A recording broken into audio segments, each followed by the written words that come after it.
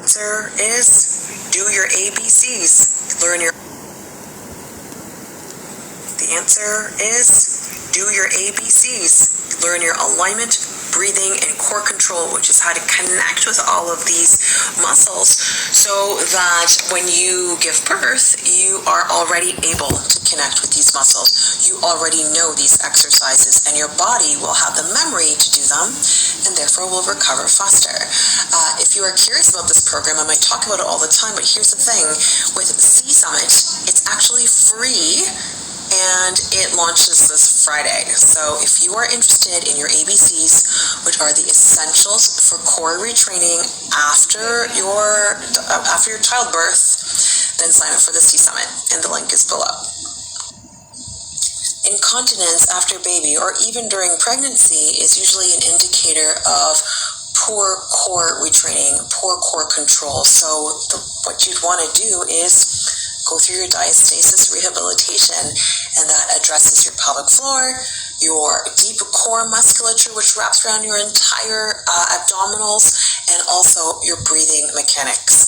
Again, ABCs. So join at C Summit. And here's the other reason why you want to join in on C Summit, which is free. This entire week is about diastasis recti. So incontinence is part of diastasis recti recovery. I have, 3 workshops being put on by pelvic health physiotherapists between now and the end of next week. So please just sign up for Cesarean Birth Summit and learn all the things you need to know. It could be from the tight scar tissue from the front pulling you into a forward bend. It could be from adhesed scar tissue and fascia.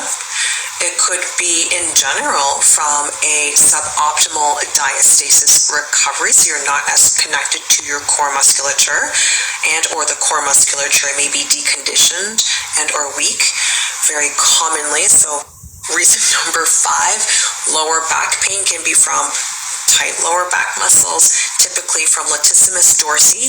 So tight lats from pregnancy posture is so common.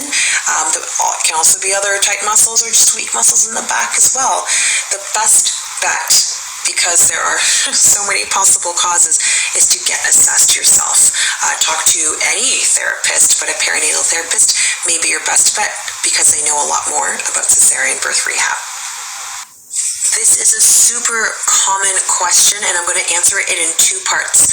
So when a mom after childbirth goes back into exercise, it is common to see a presentation or an appearance of the abdominals that looks like this: a flatter or more defined abdominal development above the belly button, but at the belly button and below, either like a mom pooch sort of look or more bulged abs, even with a 6-pack, looseness or weakness in that area. And this is common for the following reasons. Next frame. The most common reason is a decreased or lack of connection between the brain and the middle or lower transverse abdominis, which means the belly button level and below.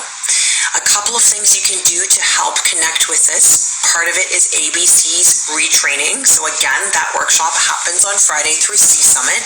It's free, so make sure you sign up. The other part is, once you can connect with this part of the body, that's just the beginning. You want to continue to train your abdominals with this engagement, with proper posture and proper breathing mechanics in any kind of exercise. So maybe you're a runner, maybe you lift weights, maybe you do Pilates, yoga, what have you. Any exercise regime can be beneficial, but any can also be hurtful if you're not able to maintain your ABCs. So ABCs is the answer. First of all, it's never too late for diastasis recovery. That's number 1. Number 2, the gap between the edges of your 6-pack is not now the measurement of diastasis recovery success. In the last 4 or 5 years, therapists talk a lot more about not the gap, but the depth of that space between the edges of your 6-pack. The depth tells you whether or not you're able to engage that transverse abdominis or your deep core musculature. The less deep it is, meaning the more shallow it is, the better or more functional your diastasis generally is. So please don't focus on the distance. The distance can be persistent, maybe even permanently, but may start to decrease after a decade or two of exercising. I mean, for me personally, I still have a good 3-4 finger diastasis and I can exercise functionally. So glad you asked this question. Diastasis is actually a natural adaptation of pregnancy, meaning you can't prevent it, and nor should you.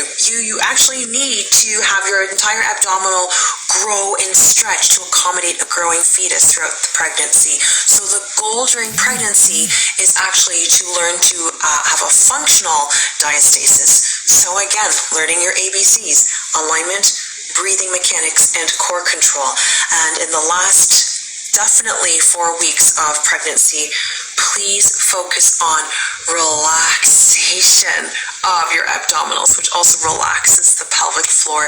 This is huge and will help with a lot of things like fatigue, like low back fatigue at the end of your day, as well as incontinence during pregnancy.